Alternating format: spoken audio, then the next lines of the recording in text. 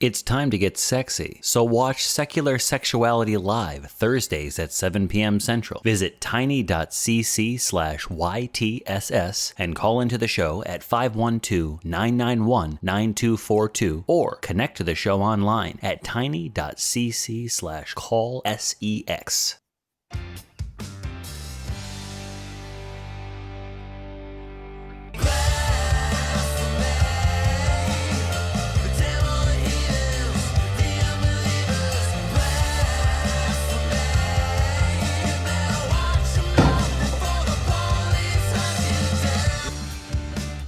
Hello and welcome back to another episode of The Non-Profits, the show where we discuss news and topics of the day from a skeptical and humanist perspective. My name is Richard Gilliver, and today I am joined by Blatant Blatheist, Phoebe Rose, and student Dr. Ben. This show is a product of the atheist community of Austin, a 50c3 non-profit organization dedicated to promoting atheism, critical thinking, secular humanism, and the separation of religion and government. Today, we are going to talk about, or the other three are going to talk about while I learn to speak, SCOTUS going postal for religious claims, DeSantis rejects African American AP class, abortion bans and mothers 3 times more likely to die under them, and the Church of England refusing to back same-sex marriage. As with all our shows, links to today's topics and the news we discuss are available in the description below. And a reminder that if you want to come back into the show prepared, you can check out the Non-Profits Facebook fan page every Friday night for a list of the articles ahead of time. I just want to give my co-hosts a little bit of a chance to say hello to themselves. So hello to themselves. I'm doing really well today. I don't need to say hello to myself. I do that enough. So, really Ben, if you could just say hello to anymore. yourself and introduce yourself to the rest of us while you're doing so. Get out of town, mate. Hi, Blatant. I said hello to myself. I am Blatant Blatheist, if y'all don't know what's cracking. Phoebe. Hi, Phoebe. Nice to meet you, Phoebe's Ego. Phoebe's Ego. Meet Phoebe. How you doing today? And finally, Ben.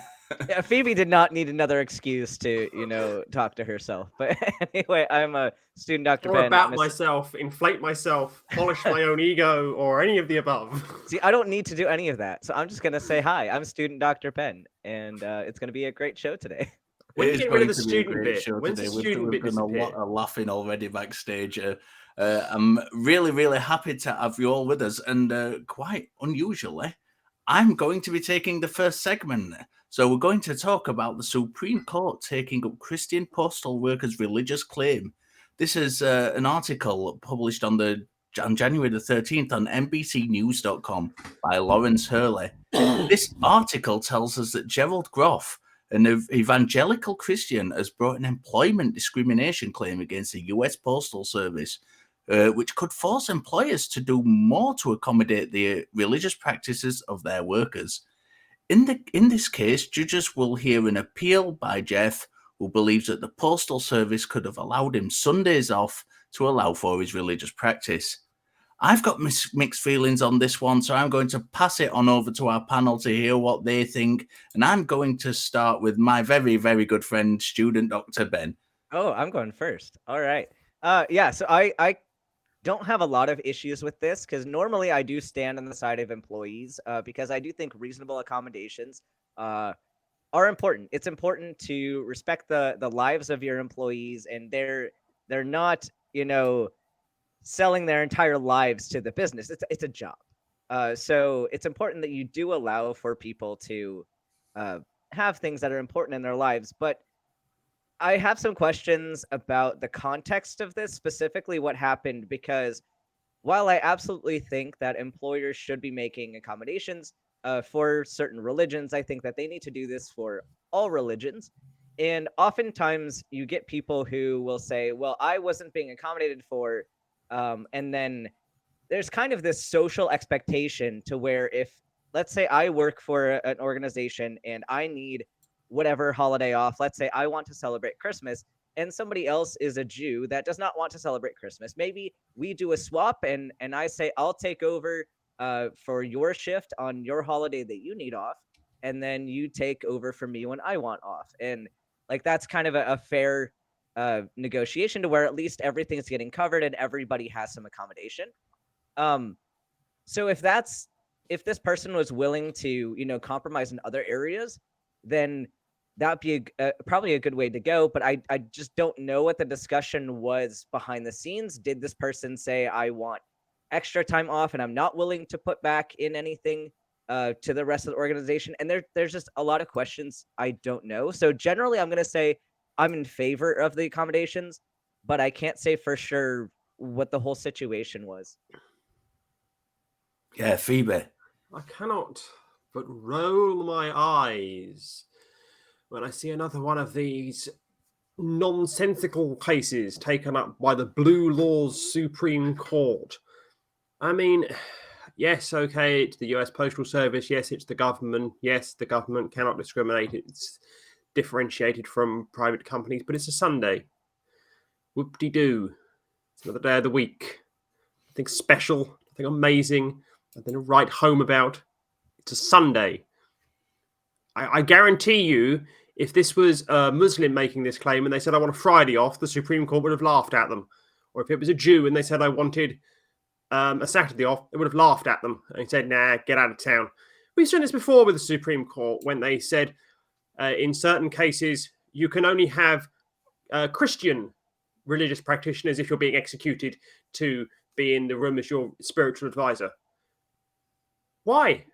Oh, I know why. It's 5 Christian fundamentalist lunatics who have decided that they're going to start imposing their own religion on the rest of America. I cannot but roll my eyes at this nonsensical absurdity that is just flowing from Washington, D.C., and 5 complete morons, 2 of whom were appointed by the Bush family, and 3 of whom were appointed by the 45th president of the United States, running amok, creating blue laws up the wazoo. I mean, where's this going to stop? I mean, I remember a while ago, there was a court case in Florida where a woman sued a private company and about working on Sundays, and they awarded millions and millions and millions of dollars, all out of all proportion, because it was a Sunday. Yes, okay, you can have deeply held religious beliefs, but the employment you choose, in my opinion, is optional. You have the freedom in America, in Europe, in Western economies to decide, I'm going to work somewhere else. She could very easily have done that. Yes, okay, you're not going to find another postal service that's going to be delivering like the US Postal Service, but other employment exists. You don't need the US Supreme Court coming in and micromanaging companies to say you will do Christianity or you will do nothing else. I mean... I'm glad we've started with a Phoebe rant. That was nice. BB, what are your thoughts? I agree with both of you guys, actually. Basically, I feel like what we're saying is the continued push from the Supreme Court to shove Christian Sharia law into the government. Like, they've made it abundantly clear that they have no intention of upholding the Constitution and even the concept of separation of church and state be damned completely. Like, they don't care. Like, I've only been on this show a few times, but if my memory serves correctly, every time I've been on, we've discussed some fuckery from the SCOTUS. Like, every single time I've been on here. In this story, it shows something else that's terrifying, and that's like the religious zealots outside of the government, the everyday blue collar fanatic, like, those guys. They recognize that the highest court in the land is fighting for their side. And that's why we see such an uptick in cases being brought forward. They understand that this is their time. And I just like to remind all Americans that are going to be affected by the Bible becoming the law of the land, when you vote for a politician, remember that they help decide who your justices are. I know, like a lot of us a few years ago, we saw Clinton versus Trump, and we're so tired of voting for the lesser of two evils. But you have to remember in those situations that the lesser evil is less evil. Those decisions, no matter how depressing they are, they help us to avoid situations like the one we're in. Just try to keep that in mind.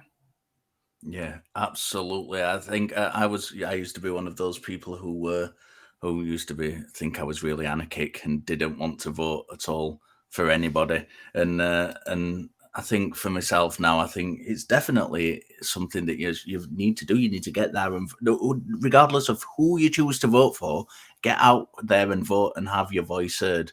I think for me, this case is. Something struck me about this as soon as I read it, and Groth's case is focused on accommodating religious practices, but his complaint is that his religious belief is that Sunday is a day of worship and rest. And what I want to know is, which is it? Because this nuance is very, very important. Is it practice or belief? This is what I would be asking in this case, and I think it's a very, very important distinction to make. If it's a practice, then the practice of Sunday worship can be carried out outside of work hours. If it is about belief, then it's a much more interesting case. Are the employers expected to accommodate every minutiae of belief or risk discrimination cases? Is the person on the supermarket checkout then not obligated to sell somebody meat because they are a vegan? And that might seem like an extreme example, but this is the distinction between personal practice and perfect personal belief. And I think it's a very, very important distinction to make. Ben? Yeah, all of these are really good points. And because I guess when we're thinking about this too, I think there are a lot of religious exceptions that are made to this kind of ruling. Like I know while the Mormon church is particularly adamant about taking Sundays off, they often require it for their churchgoers to do that. But you see in healthcare fields and others, they've made exceptions for, well, you're doing something good, and you need to be doing that job to help your community. So oftentimes they will let Mormon doctors practice on a Sunday.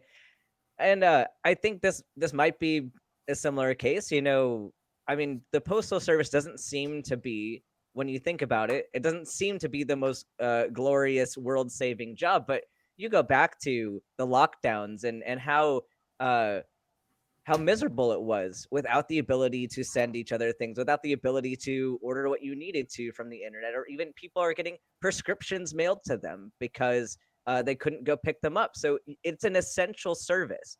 So to say that your church would not make any accommodations for an essential service, I don't know how true that would be. And you know, they might not be accommodating in the church, but it's interesting that we're talking about like the job needs to be accommodating, but churches don't need to be accommodating at all. So Yeah, Phoebe. So I need to ask my Scottish friend here. Are you a rugby fan? No, I'm not. Oh, that's a shame. Because if you were a rugby fan, you would know that throughout the years, a number of Scottish rugby players have given up international rugby careers because of their deeply held Christian beliefs and playing rugby matches on a Sunday. They won't do it. So they won't play international rugby at the highest level. Just won't do it. And that's their choice. And if that's your choice and you choose to forego that and that's the choice that you make, fine. But we're now straying into the worlds of, well, where do we draw the lines here? Because there are some elements of Christianity, particularly from what I was reading, the Christianity that's being pushed here, that are quite bizarre, shall we say. What next? I'm allowed to stone somebody to death for working on the Sabbath? Am I allowed to do that now? Is the Supreme Court going to let me, pick up some stones and start hurling it at people walking into the local branch of the US Post Office? Because look, you're working on a Sunday. The Bible says that you can't work on a Sunday. I mean, for crying out loud, this is the logical extent of it. Because if you start saying, well, okay, the Bible says you can't work on a Sunday, but the Bible also says you can be stoned to death for working on the Sabbath. So, who's with me on picking up some stones and going and stoning our local branch of the post office? Come on! Before anybody jumps in and or who's watching it or listening and says that's a slippery slope argument, let's remember that people have bombed abortion clinics because of their religious belief. So that's not as an extreme case as it may sound to begin with. I think one of the things for me, I don't understand about this case is that the employer did accommodate his request. If you read the article, which is below, if you want to go and read it, pause the show and go and read it and come back if you want to, his request between 2015 and July 2018. Unfortunately, we are not party to the circumstances that changed in that period, making it difficult for me, at least, to fairly assess this case. Something clearly went on in that period which changed the circumstances. And I think that needs to be kind of addressed and pointed out. So it's not just the case that this guy asked for, can I not work on Sundays? And they said no. And it was being discriminated against. They actually allowed him to do that for quite a while, a number of years. And then at some point, something changed in which he wasn't allowed to do that anymore. BB?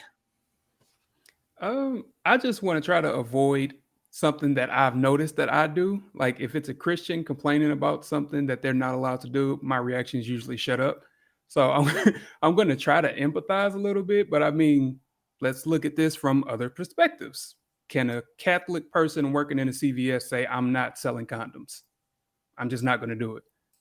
Can a Muslim person working in a supermarket say, no, I'm not selling pork? I refuse. It's just not going to happen. What are the consequences for them when they do that? Like, they're going to get fired.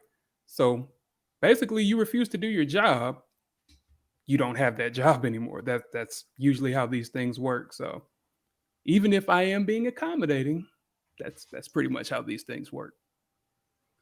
Yeah. Phoebe? The distinction that I have to draw here is that the United States Post Office is the government, and private companies such as pharmacies, butchers, bakers, candlestick makers, they're all private companies. So they have a different standard as far as I'm concerned. And the government can't discriminate against you because you have no choice when you're to interact with the government. Private companies, you have more of a choice. But that said, you can't be unreasonable in bending over backwards for accommodations for individuals. And I hear what BB says. Where would the Supreme Court draw the line? Is the Supreme Court going to wall itself off and go, yes, we've got our nice Christians here who can do everything, and because the majority of Americans are Christians, that makes America Christian?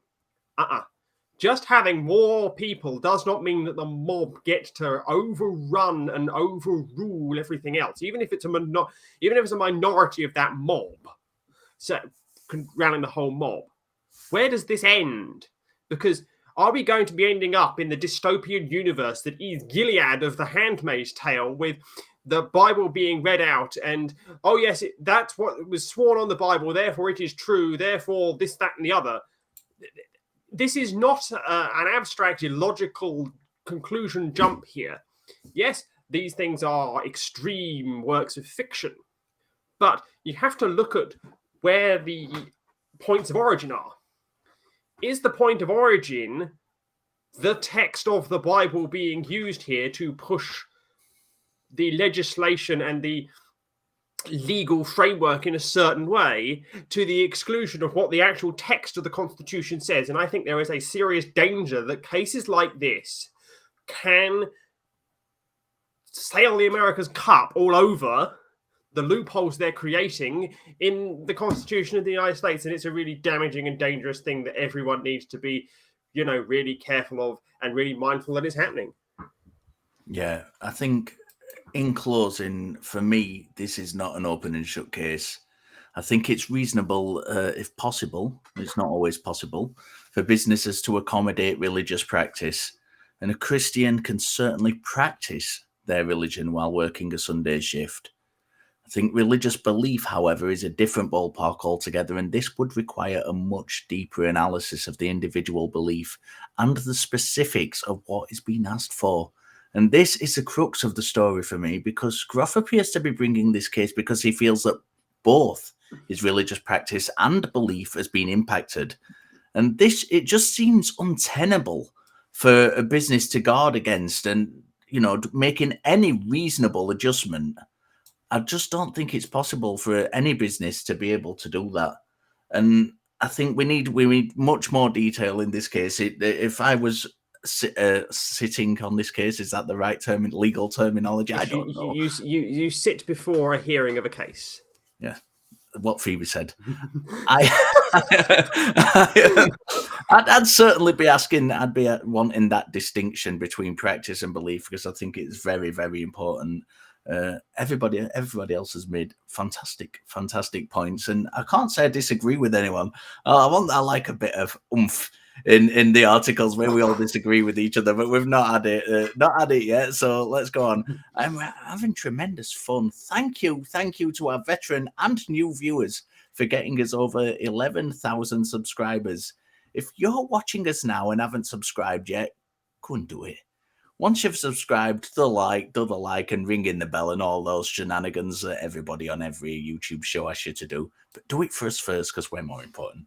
You always know when a new Non-Profits episode premieres. It's every Sunday at 3 p.m. Central.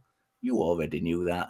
And again, and I will never get bored of saying this, it's the best show that premieres at 3 p.m. Central on a Sunday, regardless of who else is out there. Then share the link of our channel with your friends, family members, co-workers, people in London if you have to. We'll even include them in it. The neighbours you like, your neighbour you don't like, anybody and everybody. Go to work, tell them about it. Don't get yourself in trouble doing that, though. Let's just tell everybody. Shout it from the rooftops. Get the word out there so we can start helping with those fundraisers. And are you aware? The atheist community of Austin has another YouTube channel. Oh, yes, it does. Check out the Atheist Experience Network, a channel where you can find all the ACA shows in podcast form. Subscribe at tiny.cc/AEN podcasts to listen to episodes of The Non-Profits, The Atheist Experience, Secular Sexuality, and all of our other fantastic ACA shows. Now, there is one ACA show. What is it? Oh, yes, Talk Heathen. I've got a little bit of news about that one. Well, somebody somewhere in the ACA has clearly gone quite mad and decided that they need a new host rotating on Talk Heathen.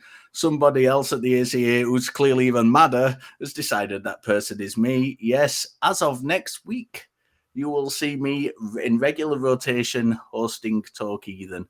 I'm very excited about that. I've had a lot to do with Talk Heathen over a couple of years now. If anybody visits the Talk Heathen fan Facebook page, I was responsible for that. Yes, I was. I bet you didn't know that, did you? And that grew quickly back in the old days, and yeah, now somebody's finally decided that I'm worthy of hosting. That may be a mistake. Only time will tell. So I'm joining our illustrious Ben, who's also a Talk Heathen host, so I'm sure you'll get to see more of him and me together. You poor people, I do apologize about that. Okay, so after that bombshell, going into the next segment, DeSantis had been rejecting proposed AP African American Studies class. We're going to have our good friend BB take us into this one. So, in our second segment, just like Richard said, we're going to be traveling down to 1950. I'm hearing from my producers it's actually Florida in 2023. Hard to tell the difference, my bad. So anyway, in this story from CNN, as reported by Steve Contorno, the DeSantis administration has rejected a proposed AP African American Studies class in Florida high schools. And I, for one, am shocked. I kind of want to pass it to somebody because I'm going to go on a bit of a rant here because DeSantis he's a button for me. So just take away from any of the real world implications of this bullshit and let's just talk about what this actually is. Everything that has been done by this administration regarding education up until this point, like all the anti-LGBTQ plus, all the anti-black, all the anti-woke, a term that his legal team couldn't actually define while they were in court, being sued by a teacher that they fired for being too woke. Shock. All of this is just campaigning. That's the state of this backwards ass country that we are in right now. Whatever can be done to be the most deplorable, that's how you win. Be the most deplorable person. That's how you win. And DeSantis has spent the last few years trying to out Trump, and he seems to be doing a pretty good job of it right now. But I'm gonna go ahead and pass it on over to let's go with Phoebe, because I wanna hear a rant. Well, you want to rant? Here we go again. Fear-mongering, whining of jingoism, fragile white person syndrome rolled into one in Florida. We hardly need you at this point, Florida, to be less of a parody of yourself. But this is the absurd lunacy that Florida has rolled itself into now. I mean, it's clear, just like CRT, critical race theory, people coming out and said their hair on fire. I have no idea what they're setting their hair on fire about. I mean, this course, as it currently stands, according to the article, is looking to be offered in as limited a setting as 60 educational establishments across the United States, none of which are Florida. I repeat, none of which are Florida. So Florida is planning on banning something that's not happening in Florida. Get your head around that for a second.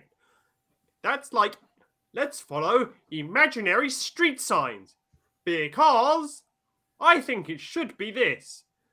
I mean, Florida. I have something that I'm going to ask you now. Can you please just check that you're still attached to the rest of the United States? Can you just check that Georgia is still, north of you? And, like Alabama and, Louisiana, they're still there. Can you just check that you haven't floated off into the middle of the ocean and you're just, making up nonsense as you go along? Because this is another one of your amazing CRT, fear-mongering, racism, jingoistic nonsenses of pure whole cloth that you have decided to create. And Ben, take me off the peninsula before I run into the Gulf of Mexico, please. Yeah, so this whole thing is about an AP course in the U.S. about African-American history, but it's also about African-American culture, literature, science, politics, geography, all of the above. And for people who don't know, these AP classes it's a college credit class in high school, and they're optional. They are not required for anybody. You opt into the class. Oftentimes they offer another history class for you to take at the same time. Like if you didn't want to do the AP class, you do whatever everybody else is taking. And so we have AP European history, we have AP US history, we have all these other classes, but they're not at all required. So the fact that DeSantis is saying, well, we're just going to ban anybody from taking this class because I don't like what's being taught. It's like, he's not coming up against, I'm requiring everybody to take this class even.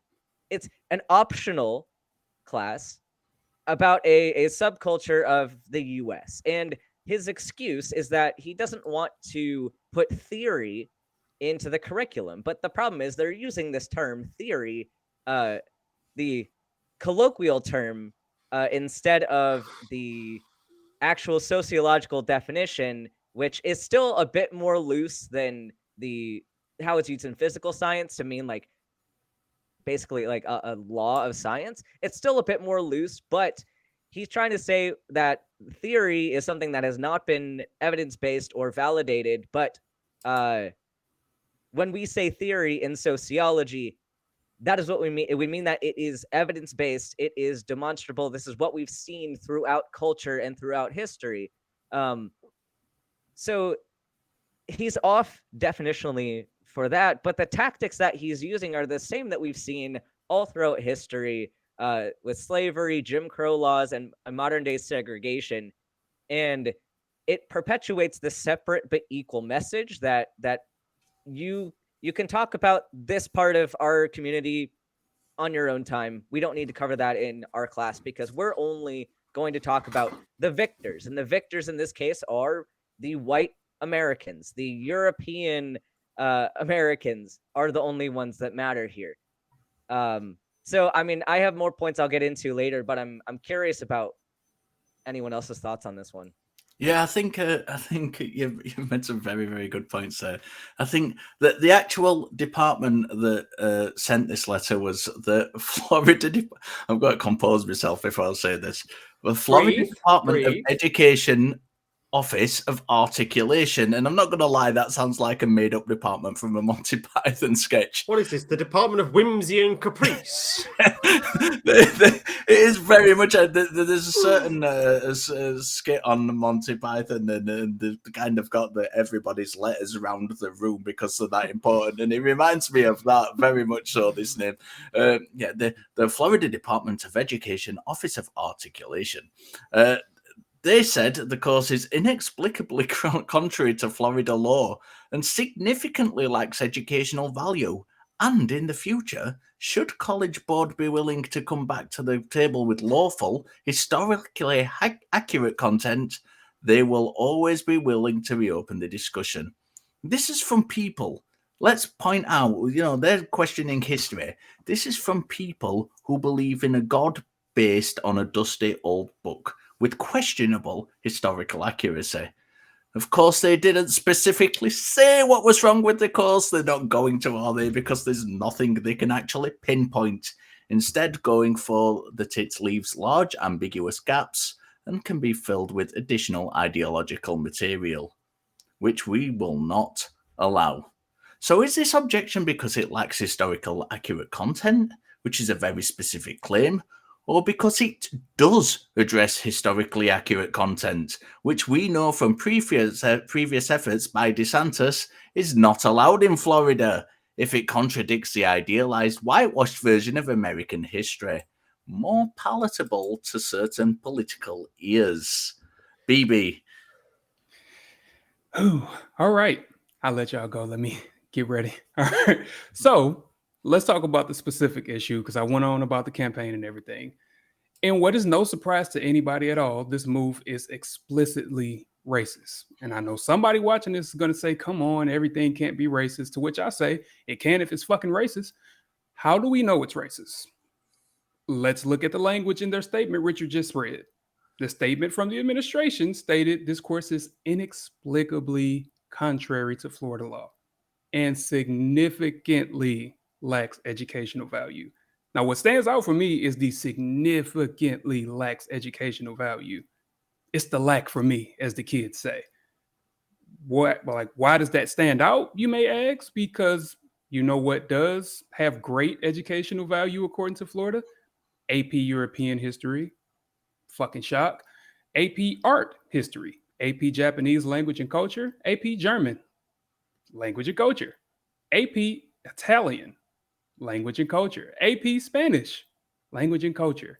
So pretty much everybody except African Americans is what I'm saying.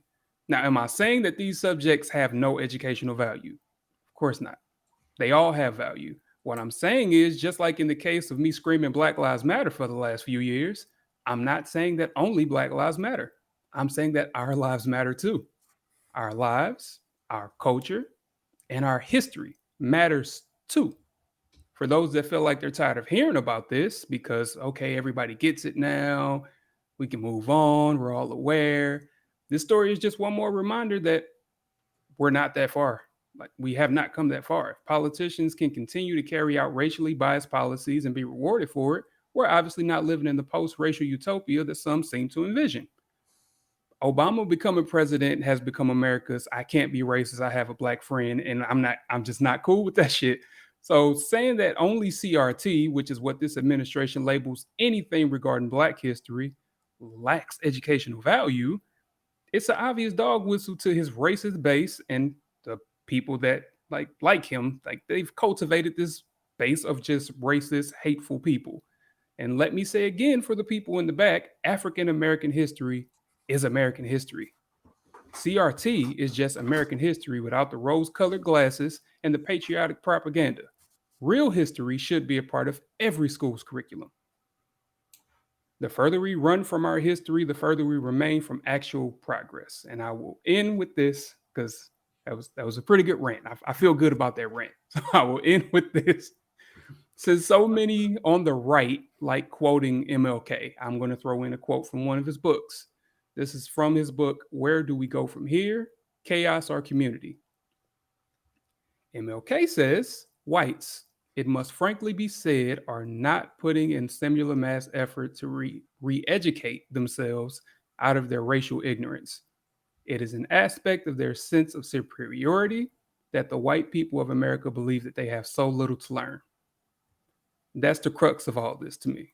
Historically, right-wing figures have always railed against education. They call anybody with an education an elitist. They try to prop up that fake image of the rugged individual with just the sense that God gave them, right? Just good old boy. They try to amp that up.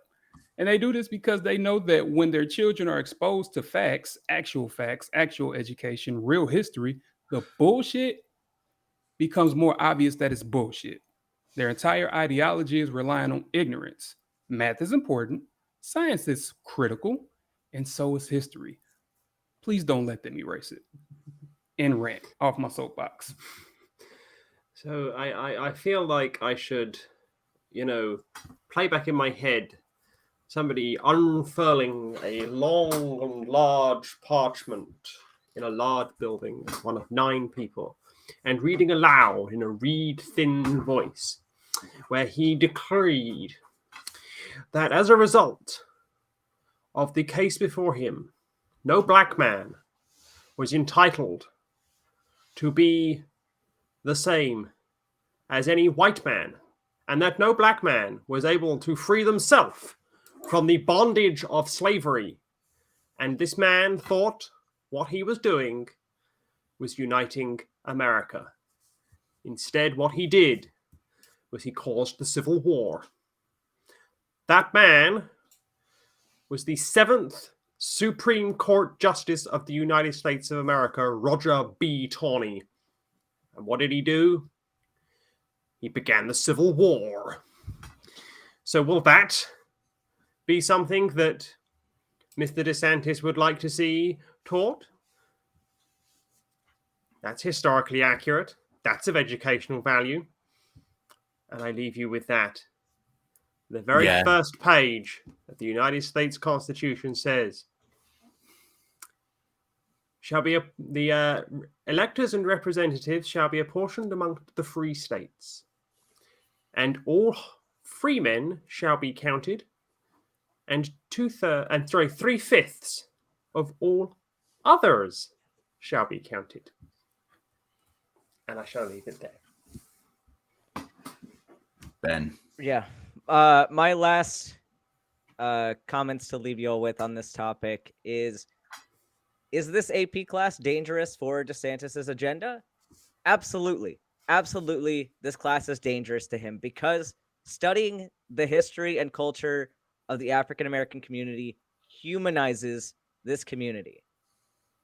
And it's very difficult for young people that are learning this content, especially with what we're already seeing with Gen Z and the massive amount of activism that they're getting involved in, to go along with perpetuating this inequality and inequity when you see the others as human.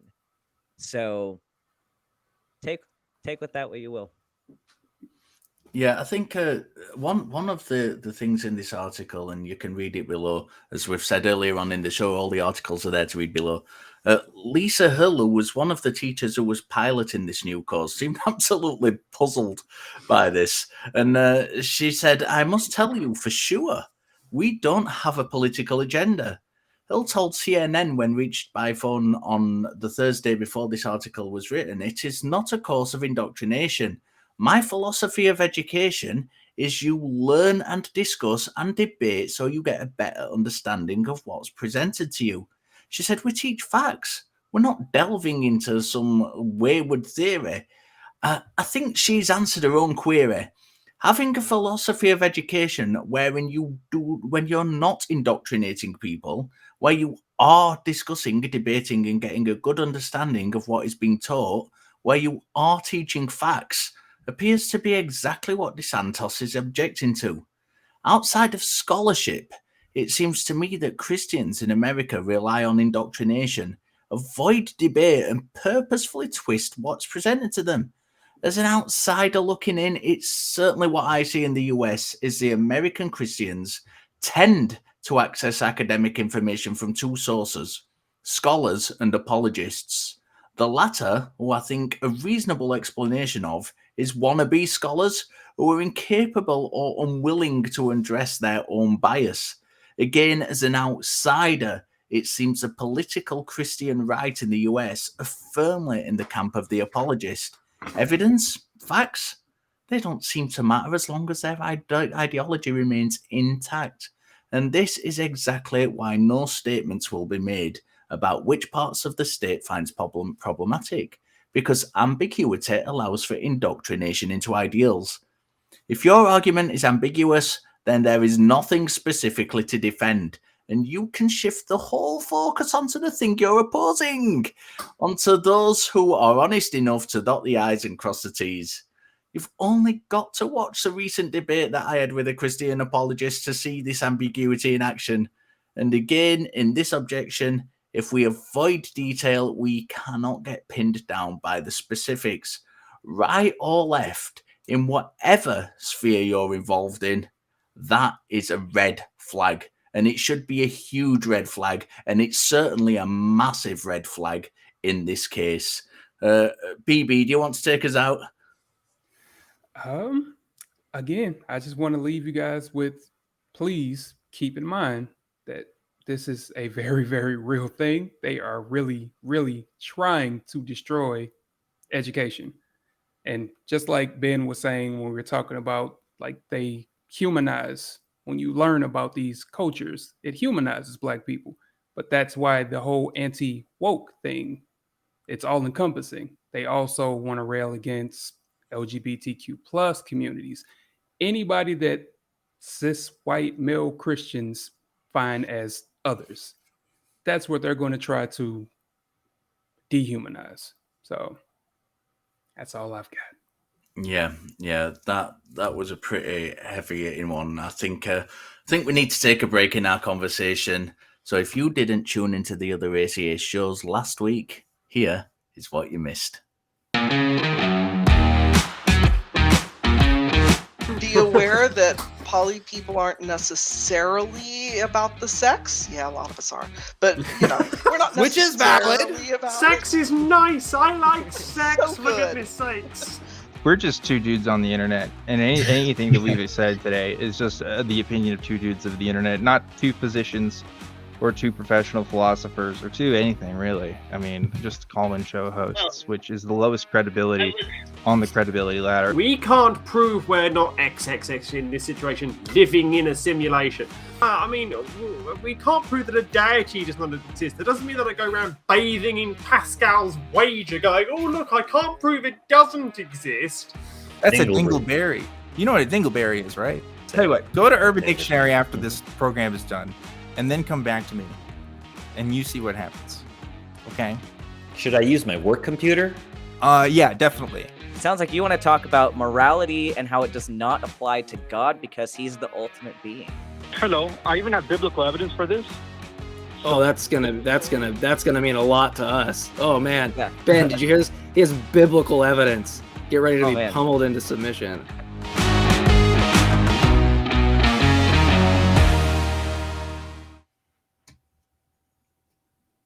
Welcome back. My good friend and fellow non-profits host, Kelly Laughlin, is currently, as we speak, just landed in the Austin area. And if you can arrange to be in the Austin area, which I will be furiously jealous of you of, between Thursday, the February 25th and Sunday, February the 26th of February, I like saying February, you may have noticed, consider joining us in the studio audience at the ACA Free Thought Library for a live broadcast of secular sexuality. Truth Wanted, Talk Heathen. Did I mention I'm going to be a host of Talk Heathen? I might have done. I might do a bit more as well. And the Atheist Experience. Doors open at 6 p.m. on Thursday and Friday and noon on Sunday. Parking is wherever you can find it a legal spot because the car park thing there, the car park, the lot The parking lots. This is because I'm trying to say American words in English, and it's not. Just very go easy full to do. English. Just go full English, and then they can translate later. They got it last week. They had to translate from me last week, so just go full English, and they can translate later. In all seriousness, the parking lot does get full very, very quickly, and if you want to have it on good authority, if you get there early and get a spot, you might want to stay for the whole thing. So you might get a little bit blocked in. So, yeah, but get down there, park up wherever you can legally. And if you can't make it this month, we will continue to broadcast live from the library the last week of every month. So keep watching this show and our website at atheist-community.org for news and information as we expand our in-studio offerings in the near future. Right, we're going to jump into the next article now. Ben is going to take us into that. Take us away. All right. So this was a report called Mothers in States with Abortion Bans Nearly 3 Times More Likely to Die from Axios by Oriana Gonzalez. And we had this report, and then they were also referencing this paper by the Gender Equity Policy Institute. And so I pulled up this original source, and I'm going to read off kind of the stats to you and what we're looking at before I pass it off to you all, and then I'll address my thoughts afterwards. So looking at this paper, they accounted for 44 million women, although I'm guessing they use the term women to mean all people of childbearing capacity. So including non-binary people and trans men, more than likely. And they separated out the states into categories of supportive, restricted, or banned with regard to their stance on abortion rights. So supportive states would have no restrictions. Restricted states would have some situations where abortion might be allowed. And then banned states are where full bans have gone into effect. So looking specifically at the states that were have banned abortion, they had said that 3 times these women were 3 times more likely to die during pregnancy, childbirth, or shortly postpartum, with Black women being 3 times more likely to die than white women, and Native American women 4.5 times more likely to die. It also showed that there was a 30% higher infant mortality rate within the first month of life in these states, with a 2 times higher rate in Black babies than white babies. And they also had 2 times higher teen pregnancy rates and twice as many, 2 times higher uninsured single mother population. So it looks like these states are not doing very well. And I have a lot of thoughts, but I want to pass it off to Phoebe next to take it away. Well, this is depressing. Genuinely stomach-turning depressing. I mean, America, welcome to the 21st century, and you decide to do this with it? I mean, I could very easily go down and rip the American healthcare system apart as racist, but that would be easy. That would be far too easy. I'm going to take a slightly different tact here, and I'm going to refer to the $1 Million Baby. So a few years ago, a woman from Canada took a holiday in Hawaii, and she took out insurance with Blue Cross. She got a doctor's note that said, yes, you're fine to travel. But she went into labor while she was on holiday, and there were some complications. And the insurance company refused to cover, saying that her pregnancy was a pre-existing condition and her pregnancy was a complex, dangerous pregnancy, which is all disputed. And the total bill that she was given was $1 million.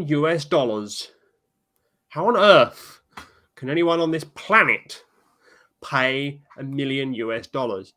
And you're probably going to ask yourself, well, Phoebe, where are you going with this? Well, where I'm going with this is that just like in this case, we have insurance companies, just like in abortion cases where abortion is now outlawed in America, we have religiously, ideologically motivated individuals making decisions and not medical professionals making them.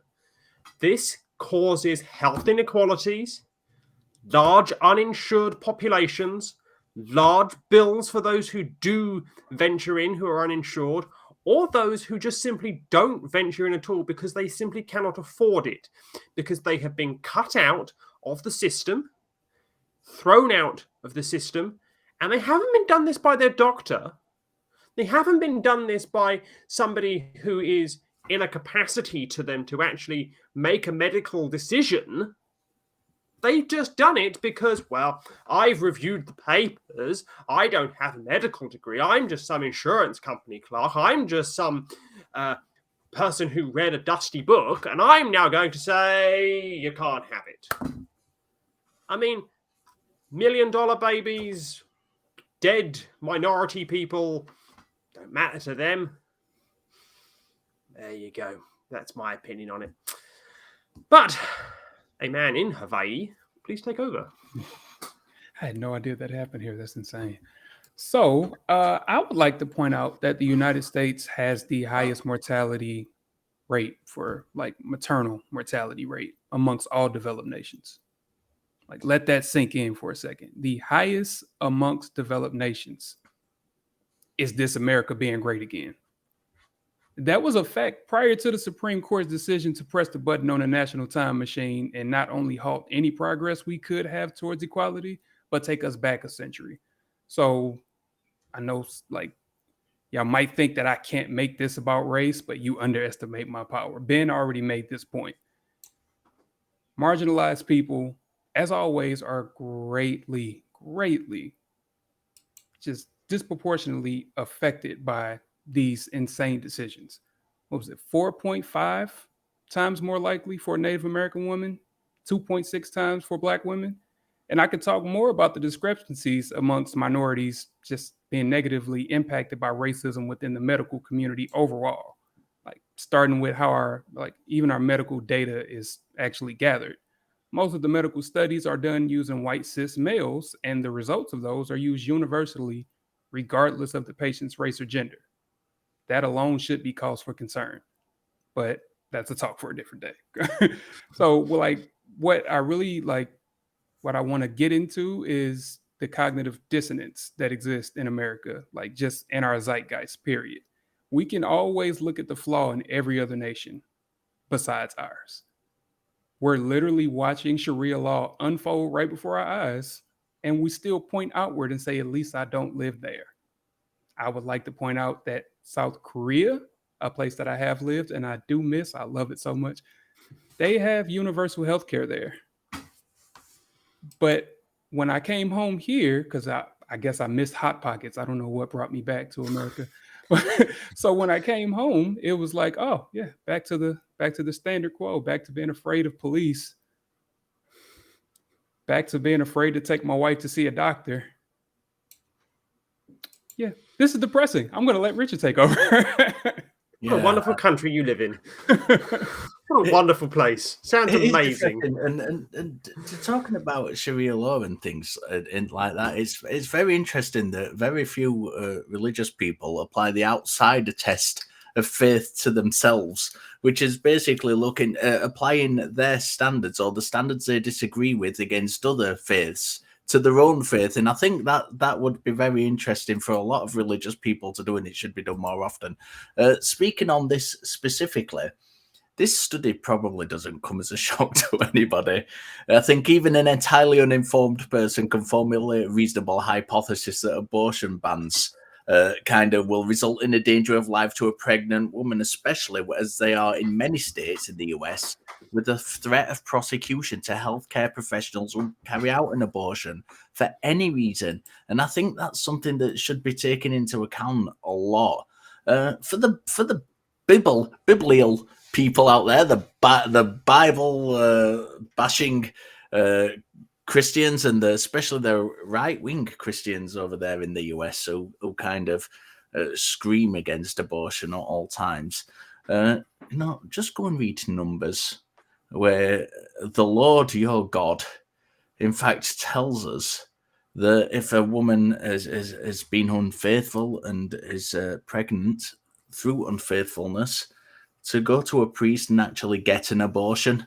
your book condones it, but I'm sure you'll just ignore that bit like you do with most of the Bible verses you don't like, just swear. It's the Old Testament. It doesn't really matter apart from the bits of the Old Testament that do matter. That's kind of how it works, isn't it? I think pretty sure that's how it works. Honestly, I just want to listen to Ben rant. That's what I'm interested in on this. I'm going to pass it on over to Ben and let him have another say. Yeah, so all of these stats come down to basically people are dying who absolutely should not be. There is no reason, with all of the medical advancements and technology that we have to help people through pregnancy, there is no reason why we should be struggling this much with infant and maternal mortality. But I'm going to kind of break down this into kind of two pieces. So we have the pro-life movement and their care for infant mortality, which when they use that term, it's very nebulous at best, because they can't claim infant mortality as a concern when abortion bans are demonstrably increasing infant mortality. So they are directly acting against this supposed interest that they have. But then thinking about what exactly does it mean to save this pregnancy or to save this fetus? Because I'm not sure they know what their goal is here. And without even going into all of the problems with raising a child in the US, because there's a whole lot of problems with that. But there are a lot of cases where it's not reasonable to save a fetus. So how can you save a fetus that cannot be saved? Like, for example, if you have a gestation with anencephaly, so they're born without like half of their head or most of their brain, an ectopic pregnancy, babies with Potter's sequence, inevitable abortions, situations where they have such a minimal chance of survival anyway. But then if you did save them, in quotes, save them, you're condemning them to a minimal quality of life, even if you do get a return of whatever activity you're looking for. So that becomes the question. Are we doing more harm in a lot of these cases by not getting the termination? And a lot of this kind of relates to misinformation that we see with likelihood of survival on life support. A lot of people, actually, I think like 70% of the population thinks that the likelihood of surviving cardiac arrest is way higher than it actually is. And I think that might be the case here with these terminations. I think with complicated pregnancies, people think that likelihood of survival is higher than it is, and that might be skewing their thoughts about when an abortion would be appropriate and when it isn't. So we definitely need some education in that aspect. But going along with what Phoebe was saying about the financial aspect, and she brought up a very, very extreme case. And it's a real case, so I'm not denying at all that this person had a $1 million bill from the hospital. But I wanted to kind of break this down for what you would expect if you were uninsured in the United States for a typical pregnancy. So as we saw with the stats, you have double the likelihood of being an uninsured single parent of this child. And so think about how that would impact your ability to pay for this. So, and this is also disproportionate effects towards minorities. And the costs, let's break this down. So prenatal care, and these are kind of rough estimates for costs. You're talking about $100 per visit. And if you have no complications, you're going to have about 10 prenatal visits. We're looking at about $100 per ultrasound. And if there's no complications, you're probably getting 2 of them during the pregnancy. Give or take $100 per lab draw that you have to go get for screening tests. Somewhere between $11 and $200 for a 3-hour glucose tolerance test to test for maternal diabetes. And you get an additional test if you're positive. So if you test positive, whether it's a false positive or a true positive, you're getting another test, which is going to cost you, again, variable cost for vaccines that you need. You have to be up to date on your MMR and on your Hep B and all that. So somewhere between a few dollars to a couple $100 for those vaccines. About $100 to $450 per fetal non-stress test. And if you need them, not everybody needs a non-stress test. But if you have a day when baby's not moving today, and I don't know why, you're going to get a non-stress test. And you will likely need multiple if that's a recurring problem.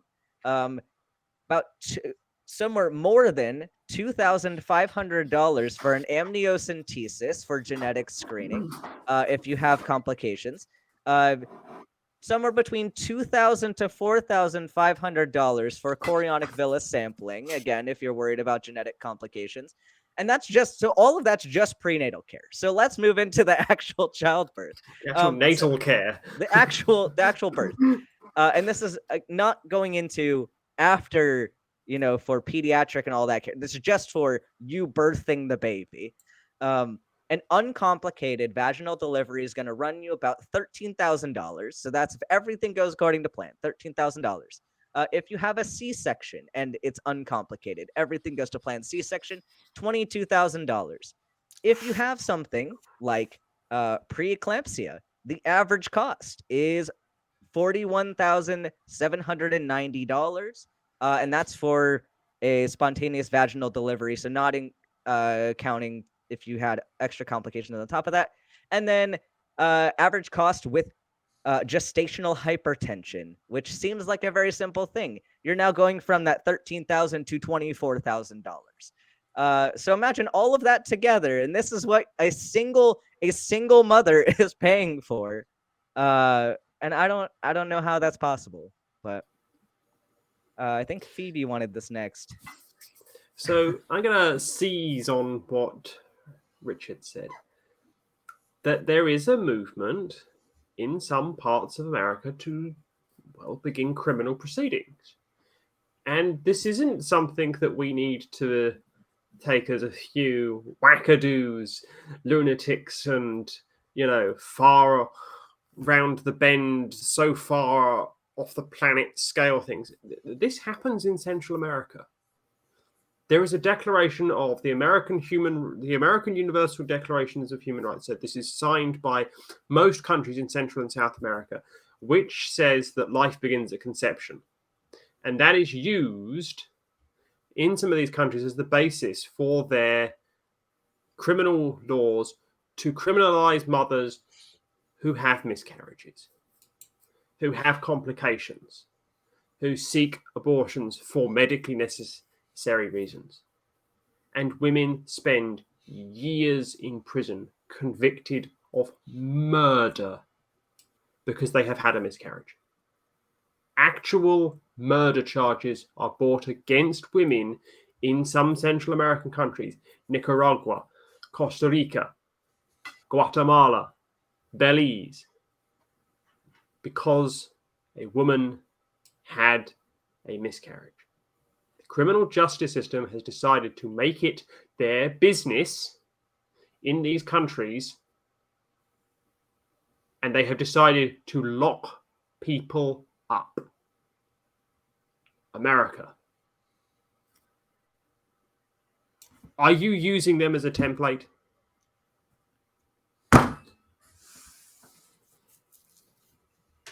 Yeah, it's fantastic. Good old America. Just I want to pass it on over to BB, but just before I do, I want to touch on something Ben said. I've had, not personally, my wife has had 2 children. I was going to say on my behalf then. Couvard syndrome raging its head. Is it, Richard? Couvard syndrome for you, I think? My wife has had 2 children, and she has had many of the kind of ailments during pregnancy that Ben mentioned. And I was just trying to tot that up in my head, and as he was talking, and that just seems unbelievable. If ever there was a reason why we should fight to keep the NHS out of private hands, that is it.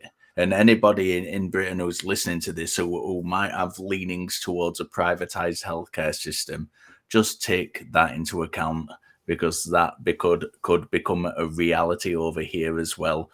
BB.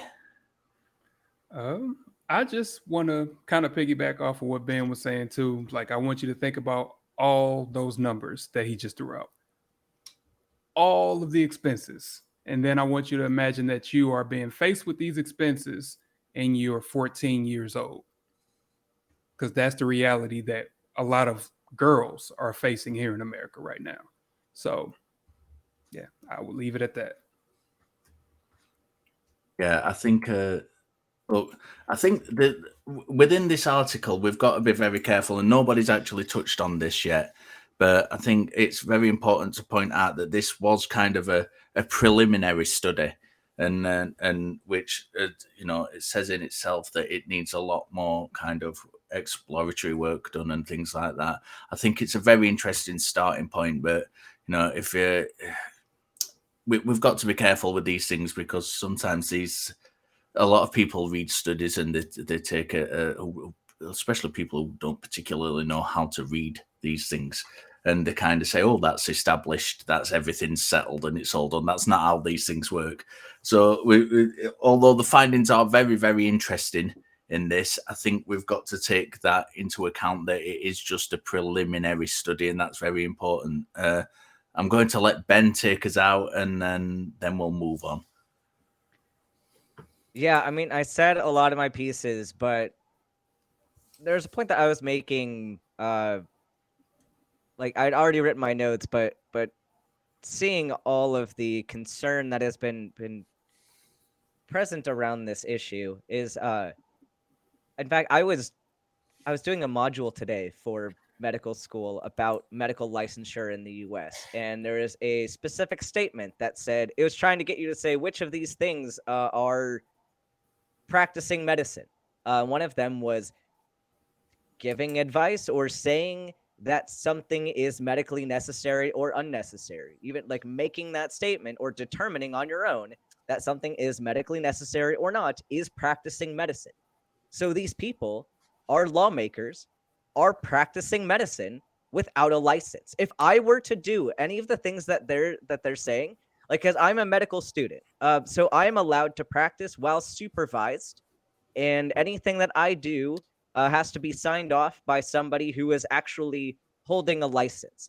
So I would be penalized for giving any kind of pregnancy advice without being supervised, and I would be penalized more than these lawmakers are, who are telling people that they cannot get a medically necessary treatment for their individual medical case, but then also is telling everybody in the United States that this is for your specific medical case. Like, and they're not getting penalized for this. Where's the lawsuits for them for practicing medicine without a license? Like, I could be arrested. Why can't they be arrested for doing the same thing? For doing even worse than what I would do to give somebody medical advice without a license.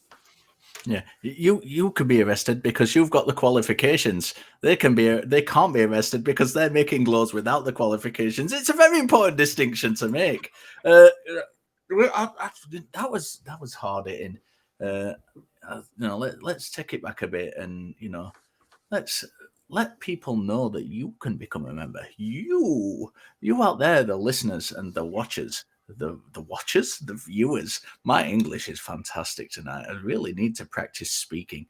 You can become a member of the channel for as little as 99 cents a month. Click the join button below the video, and this will give you access to special chat emojis. And we also have a brand new store. Visit tiny.cc/merchaca to get your favorite items like t-shirts, hoodies, and coffee mugs. You can check out all our items, our new items like beanies, phone cases, and tote bags. And I still don't know what a tote bag is. Somebody help me out. All ACA shows feature a special limited edition item every month. And be sure to check out our store for non-profits merch and merch from all our other shows. We're going to jump over to this side of the pond for segment 4. And who better to take us in than Phoebe Rose? I feel like I should put a dog collar on for this one and, carry a large staff and, find a cassock.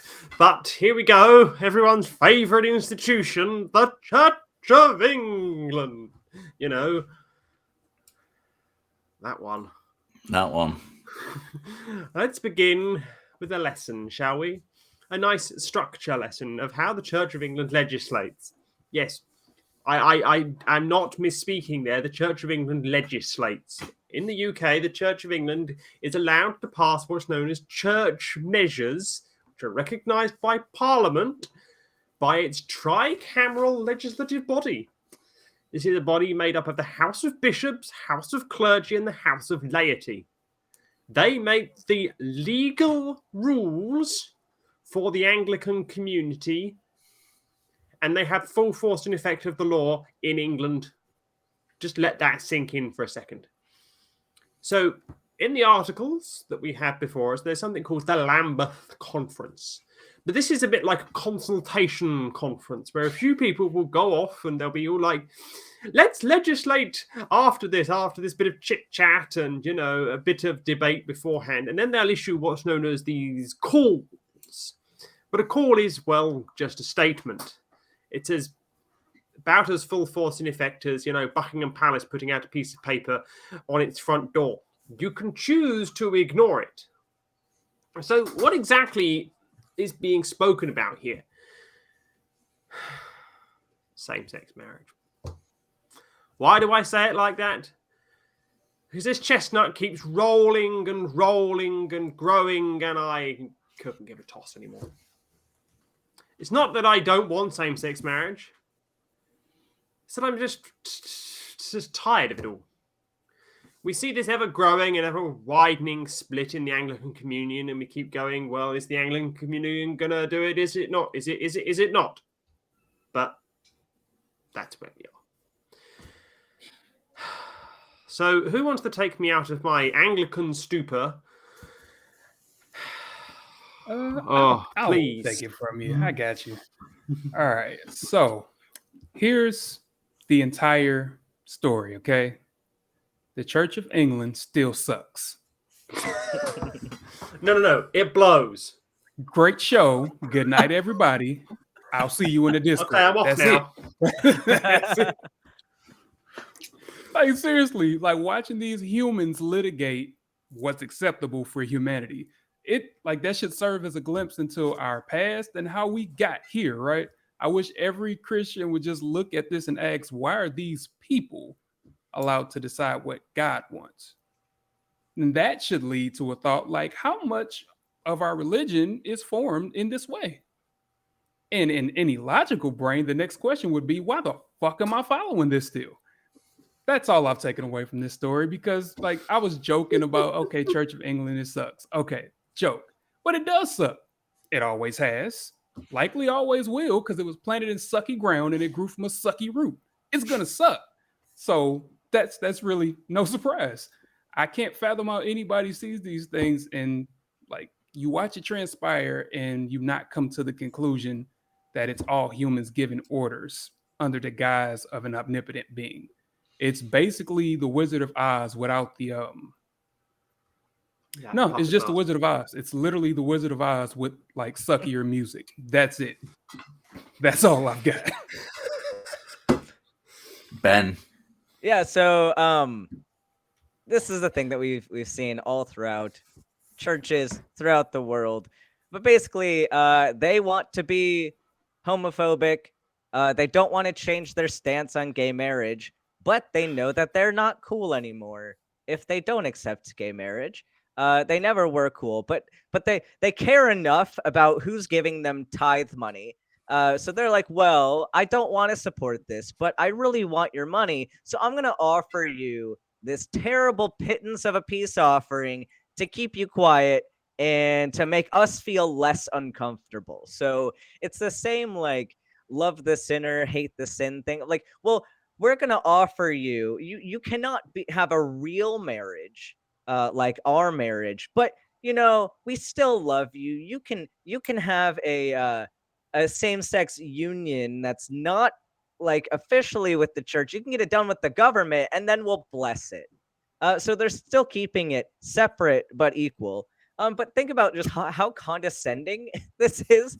Like, yeah, I don't view you as a person, but I still want your money. I still want you to pay tithes. And I want to feel less bad about being a terrible person. So I'm going to pretend like I'm a good person here. Be like, yeah, well, I'm not actually that bad because I gave you this opportunity to still kind of have the same thing. So then they can go about not change their ways at all, but still, feel a little bit less uncomfortable in that. So I'm with everybody in saying that this is a terrible thing that they did. They've always been terrible. This is nothing different. Yeah. Right. I'm just not going to lie, I could do this article on my own. just you and me, go all British and just, tell the whole world how bad it is. The Church of England, wishy-washy is a word to describe them, or a phrase to describe them. It wants to be all things for all people, the perfect microcosm of Christianity as a whole, demonstrating that there is no way to practice Christianity. Indeed, there isn't a Christianity, but rather Christianities. That's what we say in religious studies. And the C of E wants to be all of them. As the old saying goes, Baptists will Baptists, Catholics will Catholics, and the Church of England will do all of the above. It's not really an old saying, I've just made that up. So, despite same-sex marriage being legal in England and Wales since 2013, it has taken the Church of England 10 years. And that wasn't all deciding this. This has only been going on for 5 years, but it's been 10 years to decide that they will allow blessings for same-sex marriage. Civil marriages for the first time, but same-sex couples still aren't allowed to get married in their churches. This is just a great big case of the Church of England sticking their fingers in their ears and going, la, la, la, la, la, la. It's what they do. In their usual, we will pretend that we are catering for all while simultaneously restricting the rights of some standards, as Ben has touched on. The Church current stance that the sacrament of marriage is restricted to unions between one man and one woman won't change, but same-sex couples can have a church service with prayers of dedication, thanksgiving, and God's blessing after a civil wedding or a civil partnership. In other words, a modern twist, as Ben said, on love the sinner but not the sin, an attitude that I personally find particularly repulsive. We do love you as long as you do what we say. It comes to something, I think, when your church is so wishy-washy that your own spiritual leader, the Archbishop of Canterbury, Justin Welby, says, after 5 years of discussing this particular subject, that it will appear to go too far for some and not nearly far enough for others. It's a slap in the face to same-sex couples, he added. I hope it can offer a way for the Church of England publicly and unequivocally to say to all Christians, and especially LGBTQI plus people, it was trying to get everybody in there, wasn't it, that you are welcome and a valued, precious part of the body of Christ. No, pal, that doesn't say that LGBTQI plus people, that they are welcomed and valued. It says that you, as an organisation, want to comply as far as you have to with the law without actually giving gay Christians what they want. I would like to refer the Archbishop to a tweet by Jane Ozanne, a campaigner for people for gay people in the church, who said, I cannot believe that 5 years of pain and trauma has got us here. We have had countless apologies over the years, but no action to stop the harmful discrimination. She described the decision as utterly despicable, and that's coming from a Christian. Of course, the church is making all the right bleats to try and stave off the objections, and the article tells us that the church said bishops plan to issue a formal apology to LGBTQ people on Friday for the rejection, exclusion, and hostility they have felt from within the church. The Archbishop of York, Stephen Cottrell, apologised for the way LGBTQI plus people and those they love have been treated by the church, with most of all ought to recognise everyone as precious and created in the image of God. We are deeply sorry and ashamed and want to take this opportunity to begin again in the spirit of repentance which our faith teaches us, he said. This is not the end of that journey, but we have reached a milestone, and I hope that these prayers of love and faith can provide a way for us all to celebrate and affirm same-sex relationships. How is it difficult as an organization to make a definitive fucking statement one way or another? This really, really, really infuriates me. I'm going to pass it to Ben because I've been ranting for ages. Well, yeah, just going along with the fact that they're so wishy-washy because they are uncomfortable with having to make this decision. They want to keep their bigotry, but they also want to appeal to the masses. And all I can say to this discomfort is good. It's good that you're uncomfortable. We need them to keep being uncomfortable because the second they feel comfortable in not having to be wishy-washy like this is how we know that they're not even going to try to move in the right direction anymore. Not even make these, like, granted, these are very pitiful steps, but at least it's not them openly shouting from the rooftops to discriminate. Like, they're still saying things behind the scenes, but at least we keep them uncomfortable enough to kind of gesture. So I think that discomfort is good, and we need to keep pressuring them so that they continue to feel as uncomfortable as they do now, and even more uncomfortable. That'd be fabulous. Here we go. Breathe. It's my favorite part of it here. So, I will leave the article with a quote from my favorite show. I'm proposing a bill that would ban marriage. I don't condone the lifestyle of the Church of England, and they don't condone my lifestyle. So, if I can't have my marriage, I want them out of the business entirely. I want the government out of the business entirely. I want all these legal niceties that are given to all these people gone. Because if it's not for everybody, then why do some people get it and not others? And I leave you with that. Church of England. You can't have it both ways. You can't eat your cake and have it too. So, please, if it's good enough for the King of England to only have his civil union and his nice blessing, it's good enough for everyone else. Yes, bravo. I think we've all had a chance to rant on today's episode. It's been a fantastic episode. You can join our fan social media outlets. You can find most of the non-profit hosts on the atheist community of Discord by going to tiny.cc/ACD-Discord and on Facebook at tiny.cc/FBNP. If you would like to support the show, you can do so by becoming a patron at tiny.cc/PatreonMP. If you find yourself already shopping at Amazon, support the atheist community of Austin by shopping at smile.amazon.com and selecting the atheist community of yours at Austin as your beneficiary. Be sure to use the link to help out the ACA. We do really genuinely do appreciate it. And we also value your feedback.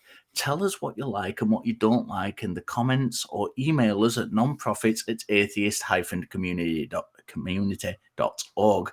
Also visit the Atheist Community of Austin's official website at atheist-community.org and on the latest of what's been happening, and feel free to contact the ACA. Guess where? At tv@atheist-community.org. I'm going to give you all a really quick last word. We'll start with Ben. Opinion on the show overall. Yeah, this was kind of a rage-filled episode for all of us, I think. I think the least... I mean, they're all terrible, but at least, like, the story about the Church of England, like, we already expect them to be terrible, and was probably the least depressing out of all of the articles that we read. But yeah, no, I'm tired after reading all that. I want to go cry. I want to move to an island somewhere and not have to deal with people ever again, because this is ridiculous. Like, we should not be acting like this, people. We're adults. We should be acting like adults, and apparently that is way too much for America and the UK right now. Definitely. Phoebe. I will leave with this one phrase that very many Brits will understand. I feel like I've just sat through a video nasty. BB. I have one thing to say, very important thing. The Church of England sucks. Yeah, that's it. That's it. Yeah, it's been a very kind of hard hitting episode. We usually have a bit more lightness and a bit more fun in our stories, but we've decided to go full on kind of depression this week just for you. So yeah, thank you for watching. We do so much appreciate you watching and listening to the podcasts, and we will see you next time.